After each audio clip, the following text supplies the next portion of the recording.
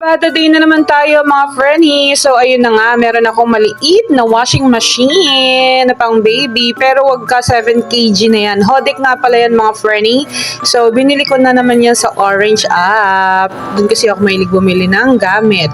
So ayan mga Frenny, tinuturuan ko na yung aking bulilit na maglaba.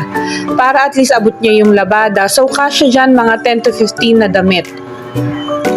Kung ano, lagay nyo lang ng mga 10, pero pwede na, kasi kung konti lang naman yung mga damit nyo, pwede na yan. Pwede yan sa dorm, sa mga mga apartment na maliliit. Kasyang-kasya 7 kg na yan mga Fernie, kaya kasyang-kasya dyan yung mga damit.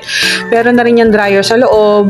So kapag gusto nyong gamitin na hindi umaano yung tubig, tataas nyo lang yung hose niya sa gilid. Tapos ayan, may libre na rin siyang sabon. Tapos ayun yung dryer niya, ayun, yan. Lalagay nyo lang. May manual naman, kaya madali lang siyang gamitin. So para sa may mga baby, para sa mga nagdo-dorm, para sa mga ilan lang sa bahay, pwede na yan. Though may washing naman ako dito, pero kasi pag konti lang, pwede na to. Pag maramihan yung washing, pag konti, mga uniform lang, pwede na tong Hodek na mini washing machine. 7 kg na yan mga Fernie. Ayun yung hose niya, ibababa nyo lang yung pag gusto nyo lang i-drain, itataas nyo lang kapag ayaw nyo i-drain. So ayan, ang cute diba? Ayan, ayan, yun. Ayun, yung hinahawakan niyang hose.